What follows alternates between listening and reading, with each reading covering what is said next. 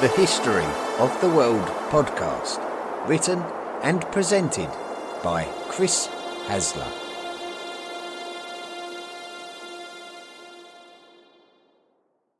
Study and play come together on a Windows 11 PC. And for a limited time, college students get the best of both worlds. Get the Unreal College Deal. Everything you need to study and play with select Windows 11 PCs. Eligible students get a year of Microsoft 365 Premium and a year of Xbox Game Pass Ultimate with a custom color Xbox wireless controller. Learn more at windows.com/student offer. While supplies last. Ends June 30th. Terms at aka.ms/collegepc.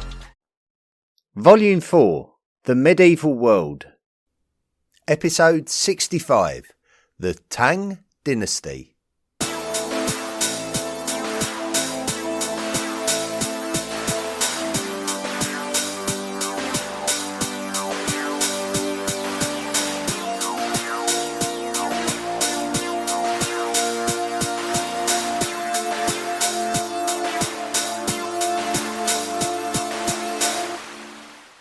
It's time to pick up our ongoing story about the history of China, which we last left at the rise of the Sui Dynasty during the Classical World volume.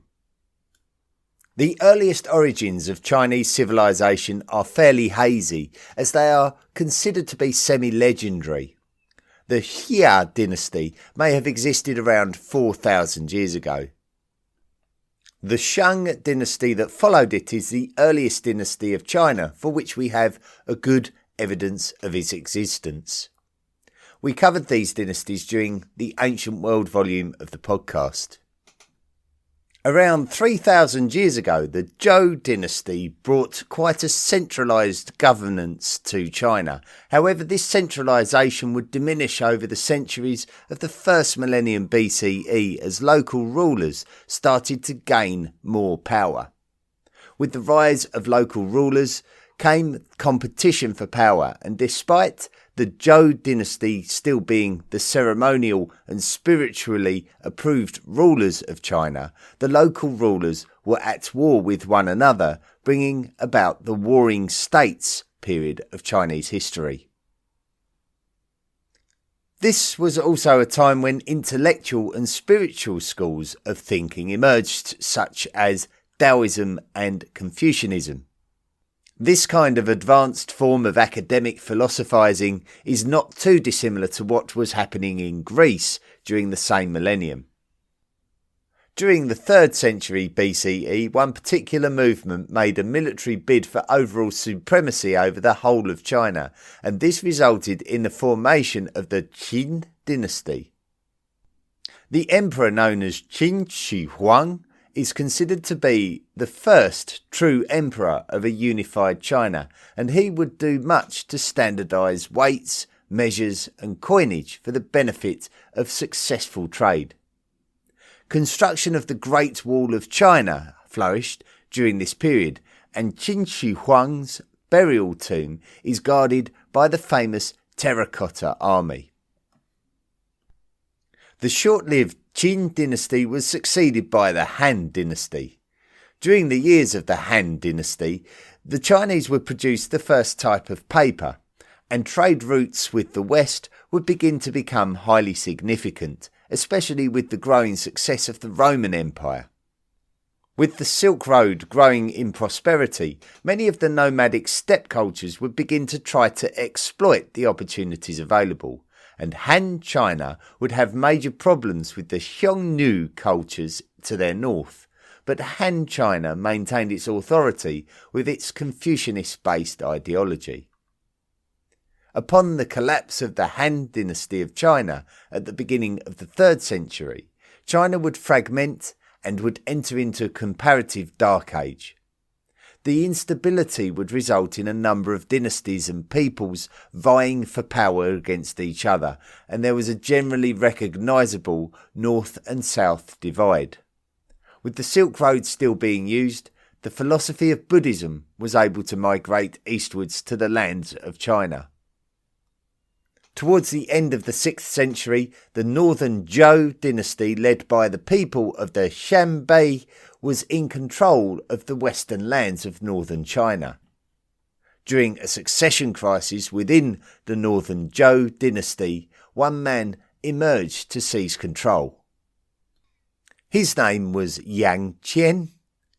Yang Qian was involved in the northern Zhou conquest of their eastern neighbours, the northern Qi. When Yang Qian seized control and declared himself the new emperor of the Sui Dynasty in the year 581, he very quickly moved to annex the lands of the south, ruled by the Chen dynasty.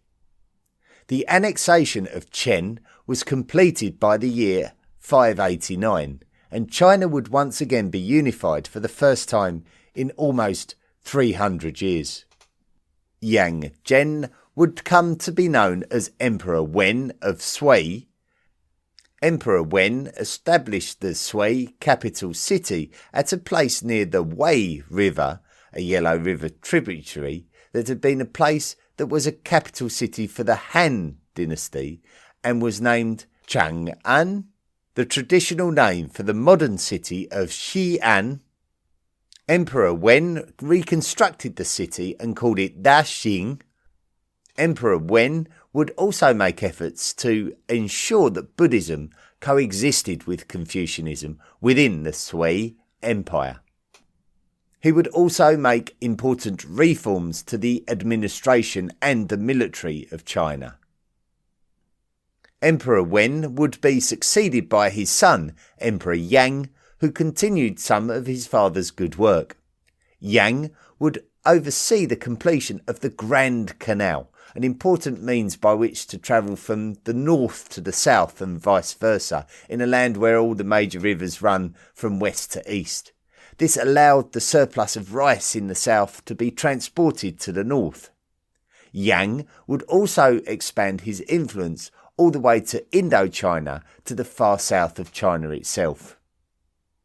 Emperor Yang made the decision to try to expand to China's northeast, where the nation of Korea existed, which is a nation closely linked to Korean history. It was an ill-advised decision. The Chinese military was stretched and unable to obtain any rewards at all. This was highly unnerving for the Chinese people, and Emperor Yang had created a target on his back as rebellions broke out. Emperor Yang's elite military Xiaoguo army turned against him, and Emperor Yang was assassinated by them.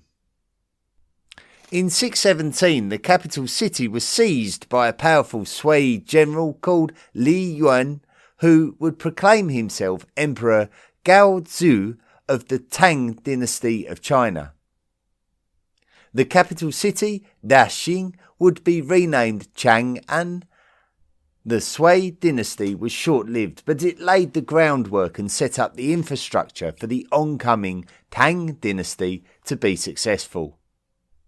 One of the biggest problems for Emperor Gaozu was the relationship of his sons.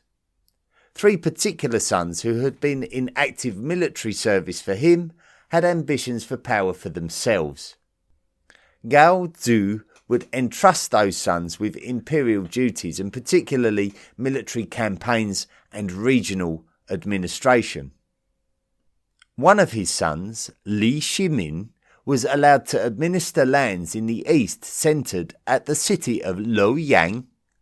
He was aware that 2 of his brothers wanted him dead, as it would clear the path for them to replace their father as the emperor. It was Li Shimin who would ambush his brothers, allowing him to kill them before they could do the same to him. His father abdicated in his favour shortly afterwards. Emperor Taizong. Li Shimin would become Emperor Taizong in the year 626, and he would instantly look to take power away from the military leaders and move it back towards civil administration. He would also revive the tradition of the Han Dynasty from many centuries previous, that those who wished to work in national politics would now be required to take an examination to be able to work in that capacity. This generally ensured that the right people did the right job for the sake of the nation and would avoid the potentially damaging practice of nepotism.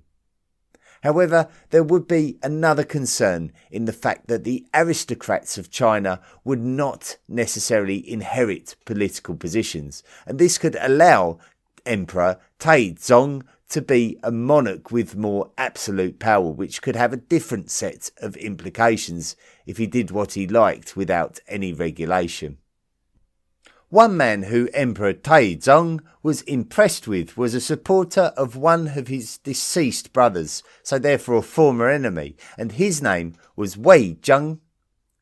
Taizong oversaw Wei Zheng become one of the chancellors of Tang China, and Wei Zheng was quite outspoken and opinionated in respect of the activity of the emperor.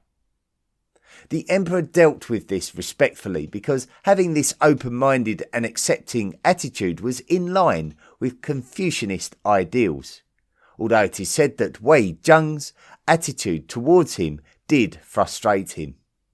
However, with strong advisors in his government, Emperor Taizong would make some wise decisions in terms of consolidating the infrastructure of his realm, including the creation of academic establishments. One area where Emperor Taizong did face criticism was in relation to his foreign policy. To the north of Tang China were the vast Turkic Khaganates of the steppelands, ruled by the Guk Turks, and to the east of them the expanded state of Korea, which was ruled from the more agricultural lands of the Korean peninsula. The Guk Turks always had an eye on the riches available in China. Emperor Taizong was keen to ensure that there would be no further incursions, and so he planned a conquest. Emperor Taizong knew that the East Turkic Khaganate was subjugating a peoples called the Tuo, who were a Tili peoples, that is, a Turkic peoples who emerged in the aftermath of the Xiongnu. Therefore, Emperor Taizong reached out to the Tuo to join his cause against the East Turkic Khaganate, and as a result, Tang China would defeat and subjugate the East Turkic Khaganate and establish a protectorate in its place, therefore extending Tang influence. However, Emperor Taizong's campaigns against the West Turkic Khaganate were less successful, and Chancellor Wei Zheng, among others, was highly critical of the emperor's aggressive intentions overstretching Chinese resources. When Emperor Taizong attempted to conquer Korea, the Tang army suffered the same fate as Sui China had before them. With resources stretched, they were unable to impose their will and had to retreat, while Emperor Taizong was left reflecting on how Chancellor Wei Zheng would be saying, "I told you so," had he not have passed away in the year 643. However, Emperor Taizong's reign is viewed upon as an impressive high point in Chinese history. The East Turkic Khaganate had been destroyed, and the societies in and around the Tarim Basin in Central Asia were also brought under Tang influence. Emperor Taizong died in the year 649, and this may have been due to elixir poisoning. We have mentioned the dangers of Chinese elixirs during the classical volume, where emperors all the way back to Qin Shi Huang were asking alchemists to create elixirs that would grant eternal life. But of course, we have no evidence that such an elixir ever existed, and the concoctions created in some cases contained dangerous ingredients such as arsenic.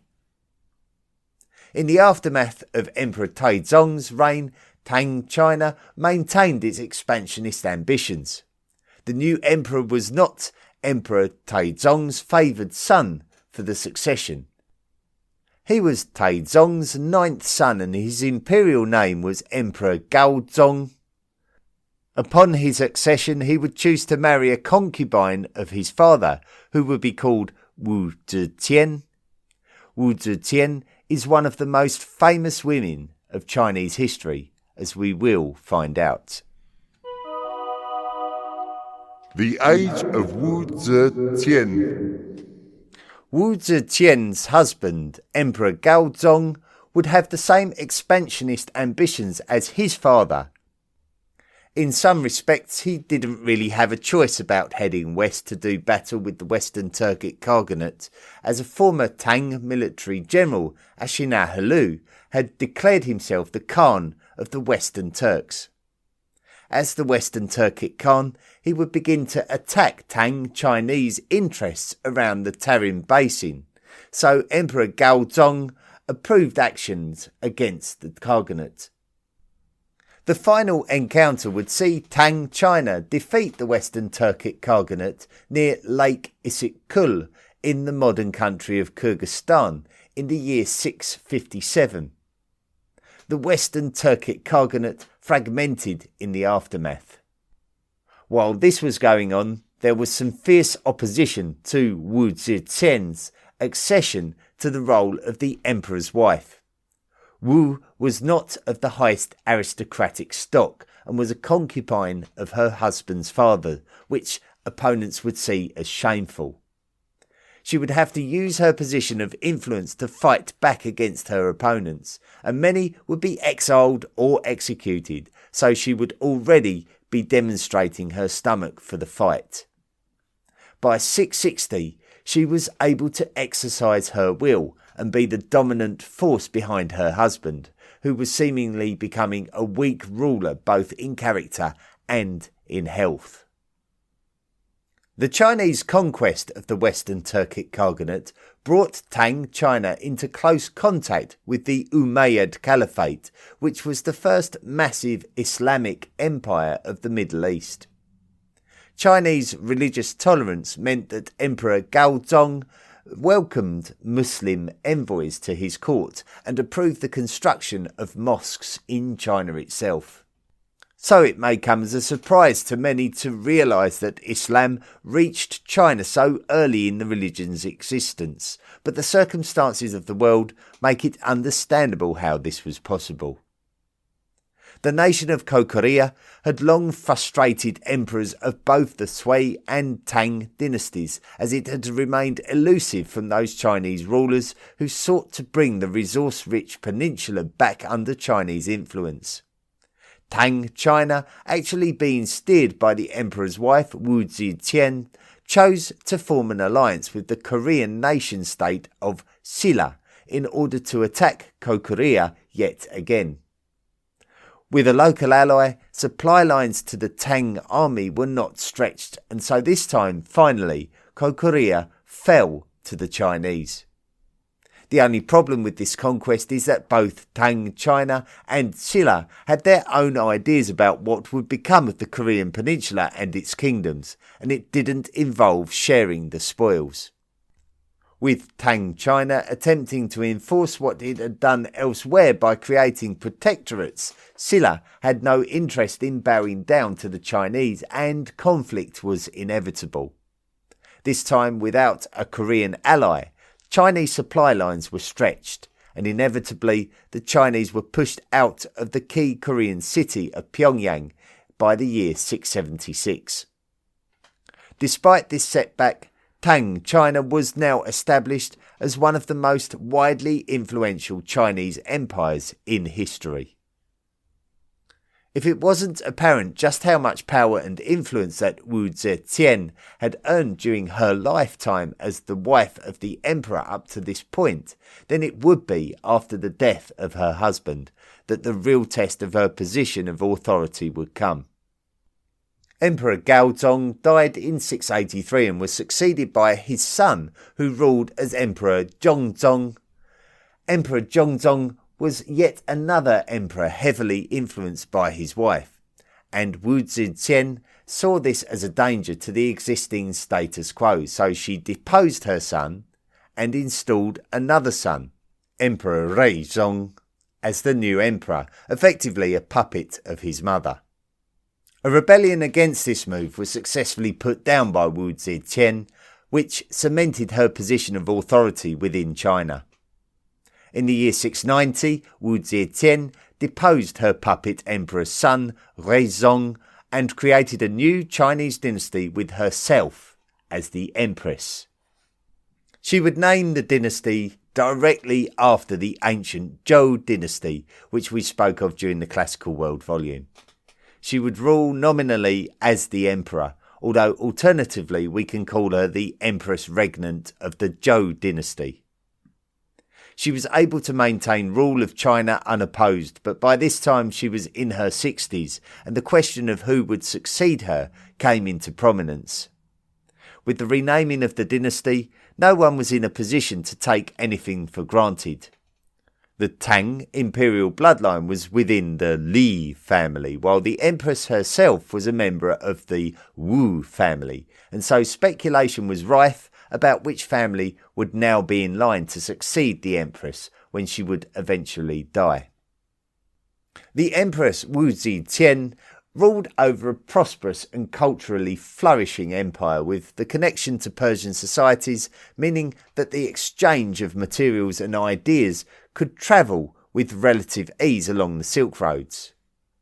The capital city was established at Luoyang, named Chengdu by the empress, but even the capital city was overshadowed by the city of Chang'an further west, which would effectively be the cultural capital of China.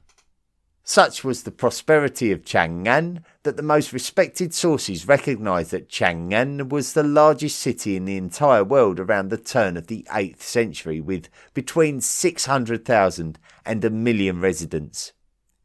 China would also be utilising the maritime Silk Road to good effect during this period too. During Wu Zetian's later years, her energy levels diminished and she was more susceptible to the influences of others, which brought about conflict in and around the imperial court.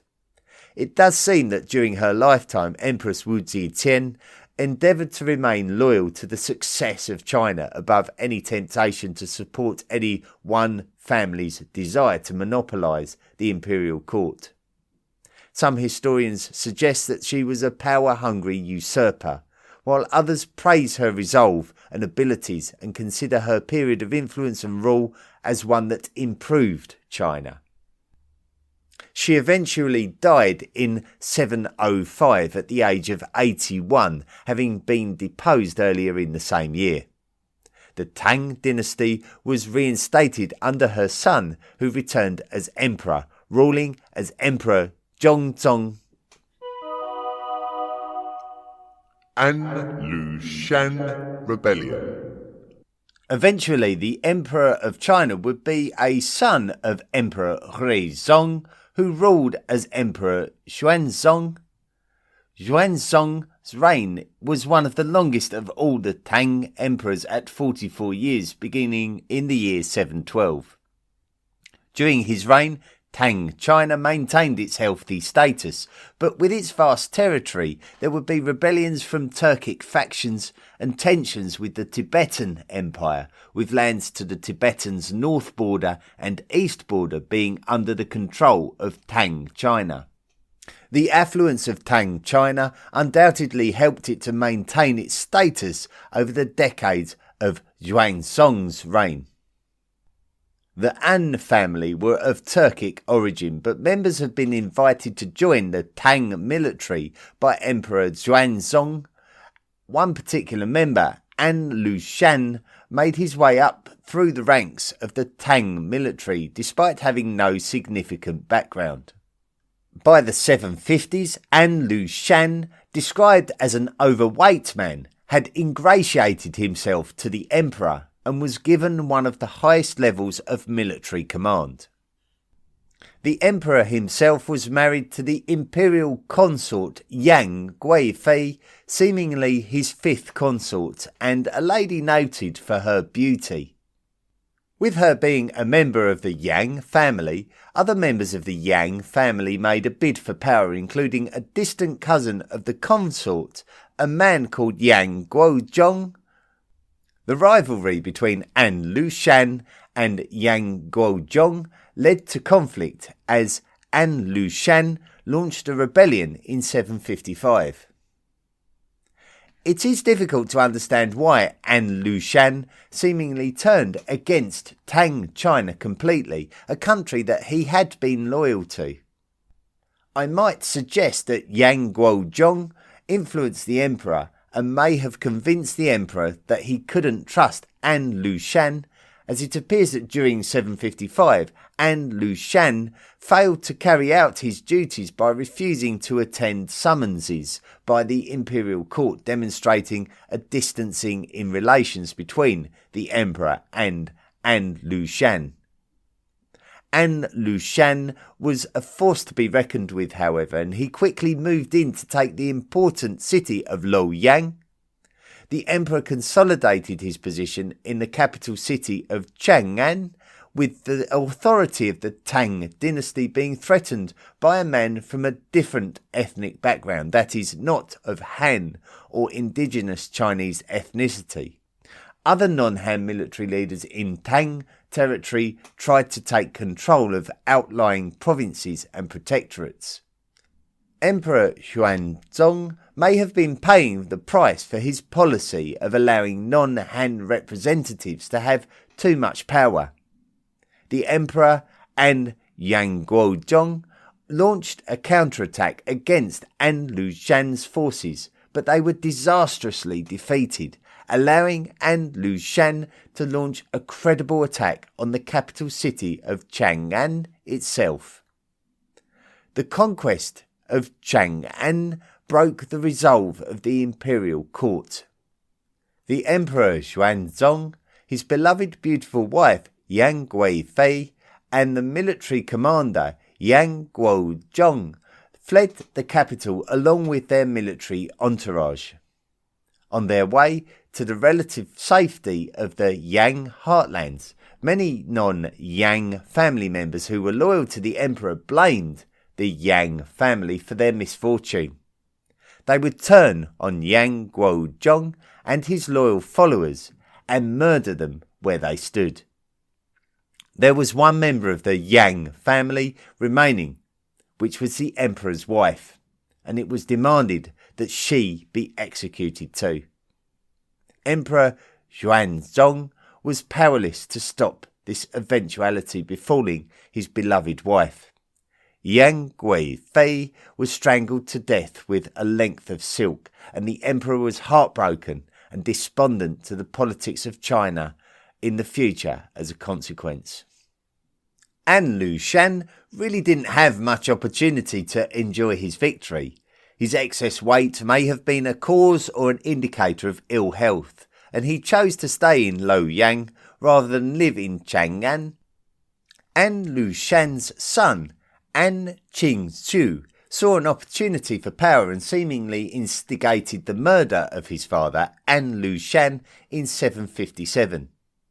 An Qingsu himself would suffer a similar fate to his father just a couple of years later, and although the rebellion created by An Lushan continued, it lost its momentum and the imperial forces of the Tang Dynasty defeated the rebels in 763.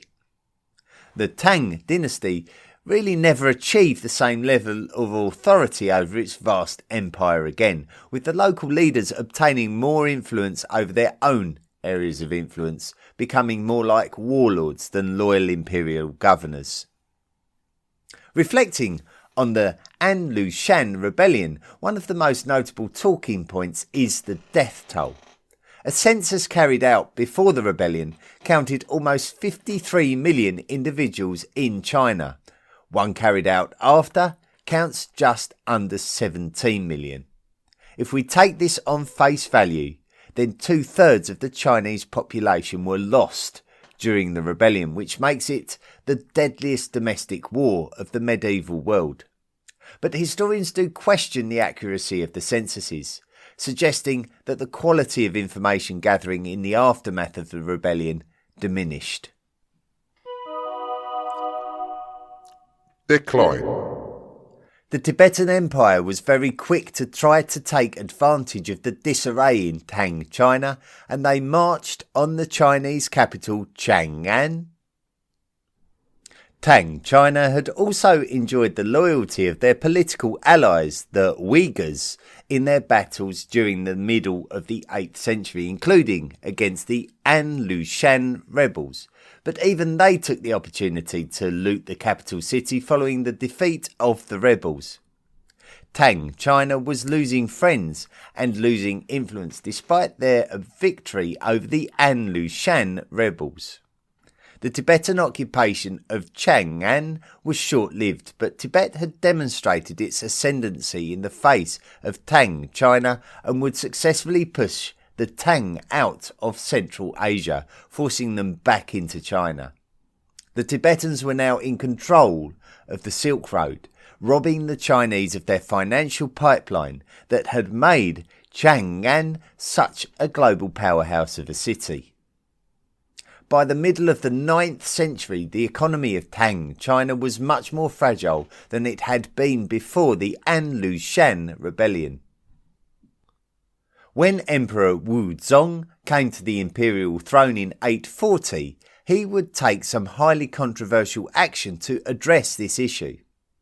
Buddhism had flourished in China since becoming established during the time of the Han Dynasty. Buddhism would exist in China alongside Taoism and Confucianism from that time, and it would blossom over the centuries, becoming the most popular religion in the nation. Many emperors would observe and promote Buddhism, but Emperor Wuzong did not. Wuzong was a devout Taoist and looking to persecute Buddhists during his reign. Why did Wuzong persecute Buddhists? To find the answer, we have to take a broader look at exactly what was going on. Wuzong is recorded to have been persecuting not only Buddhists, but also the followers of Manichaeism, Nestorianism, and Zoroastrianism.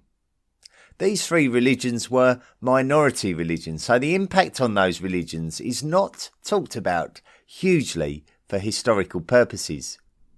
The reality seems to be that Emperor Wuzong was targeting all non-Taoists, and the reason to take their lands and possessions for the purpose of filling the imperial coffers. As many as 250,000 Buddhist monks and nuns were defrocked.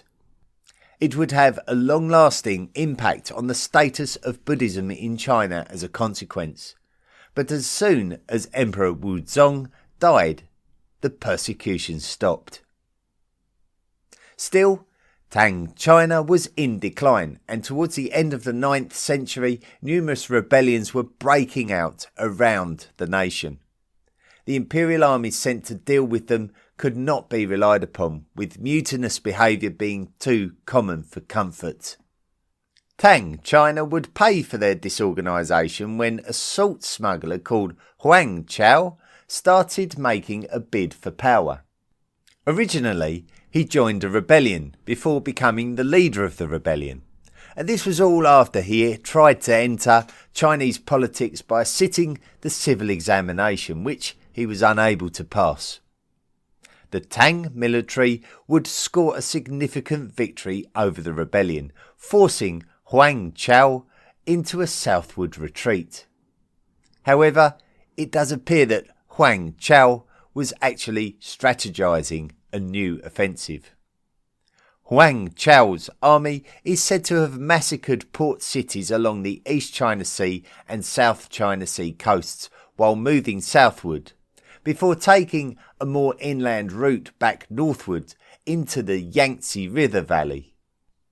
Huang Chao requested amnesty from the Tang court, but their refusal meant that he had to go for the biggest prize of all, the capital city of Chang'an. After an arduous 30-month journey that possibly should have been opposed more than it actually was, when we consider how some of the Tang military allowed Huang Chao's safe passage, the city of Luoyang fell to the rebels with ease. This provided a base from which to launch an attack on Chang'an, and the helpless emperor and his entourage abandoned the city to its fate in the year 881. Despite Tang disarray aiding Huang Chao's cause, the reality of China was that it had become a lawless mess where local warlords were now gunning for each other. And despite Huang Chao's success, now individuals were looking for their own share of the spoils, and their loyalty to Huang Chao had become unnecessary for them. One of Huang Chao's military generals, Zhu Wen, defected to the imperial cause and was granted a governorship for his loyalty. A group of Shattuo Turks, led by a man called Li Kuyong, then attacked Huang Chao and drove him out of Chang'an. This eventually led to Huang Chao's ultimate defeat and his death in the year 884. This left Zhu Wen and Li Kuyong as two of the main rival contenders for power in China. Zhu Wen would emerge victorious, and it seems that he arranged for the murder of the Tang Emperor Zhao Zong, although he somehow managed to pass the blame for this act onto others. Zhu then installed Zhao Zong's 11-year-old son as the new Tang Emperor A in the year 904, but it would not be long before Zhu Wen's true ambitions surfaced as he killed many members of the child's own family before deposing him as emperor in 907 and having him poisoned in 908 at the age of 15. This was so that Zhu Wen could proclaim himself as the new emperor unopposed. This was when the Tang Dynasty ended, but the new later Liang Dynasty, established by Zhu Wen, only controlled a fraction of Tang China's former territory in the north. The rest of China dramatically fragmented into various dynasties and kingdoms.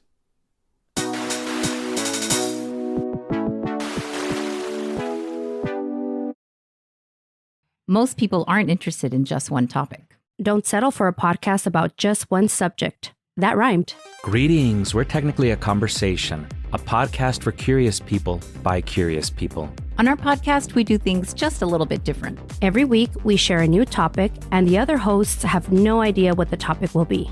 Our topics are all over the place, from light and funny to dark and sometimes spooky. We've covered everything from true crime, historical events and people, the supernatural and the occult, I like that. urban legends and folklore. My favorite. No matter what we cover, we try to make the When you need to build up your team to handle the growing chaos at work, use Indeed Sponsored Jobs. It gives your job post the boost it needs to be seen and helps reach people with the right skills, certifications, and more. Spend less time searching and more time actually interviewing candidates who check all your boxes. Listeners of this show will get a $75 sponsored job credit at Indeed.com/podcast. That's Indeed.com/podcast. Terms and conditions apply. Need a hiring hero? This is a job for Indeed Sponsored Jobs. Go further with the American Express Business Gold Card. Earn 3 times membership rewards points on flights and prepaid hotels when you book through AmexTravel.com. Whether your destination is a business conference or a client meeting, your purchases will help you earn more points for future trips. Experience more on your travels with Amex Business Gold. Terms apply. Learn more at americanexpress.com/business-gold. Amex Business Gold Card. Built for business by American Express. episodes interesting and funny. Don't mean to be the bad guy, but our lawyer said we legally couldn't call our show funny. We have a lawyer? Let me tell you what I told our lawyer. Come here so I can show you how far I can legally stick my high-heeled boot up your... Check us out at technicallyaconversation.com, Apple Podcasts, Spotify, or wherever you get your podcasts. Technically a Conversation. We're like a lifestyle brand. Yeah. Thank you very much for listening to this week's episode of the History of the World podcast on Tang China. And I must, as always, apologise for all of my Chinese pronunciation. I'm in no way a native speaker, and my education on Chinese pronunciation is very, very minimal. So I did my best, and I apologise if I've made a couple of hashes, but I did want to also not be ignorant of Chinese pronunciation as well. So I don't know, maybe I should have, tried to stick to the basic method, but it's difficult. It's a difficult decision to make. So I apologise to anyone who I may have offended with my bad pronunciations. But anyway, if you enjoy this podcast and you would like to support the podcast, please visit our website, historyoftheworldpodcast.com. There's plenty to look at on there anyway. But if you want to support the podcast, just click on the Patreon link and sign up to make a monthly contribution. By doing that, you will become a lifelong member of the History of the World Podcast Illuminati, and you will qualify for the gifts and rewards outlined on the Patreon site itself.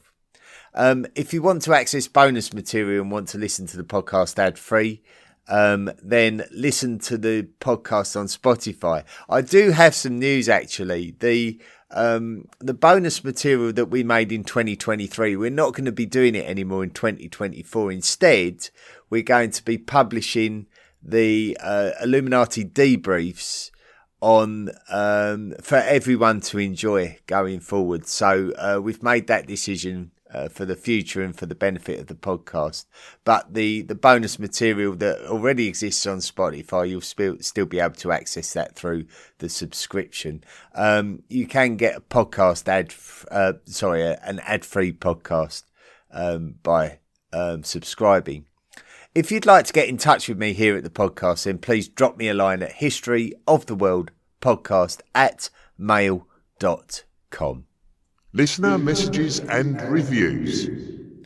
We had one review this week, and it was made on Christmas Day. What a great time to make a review. And it was from Bollyberg from the USA, who's titled their review Prehistory. And the review says, I enjoy this podcast. However, I very much believe in a young Earth creation. I believe that the observed data fits creation much better than evolution. However, I do appreciate as far as I know, the accurate depiction of current evolutionary theory. As a creationist, I should have at least a basic knowledge of what evolution teaches.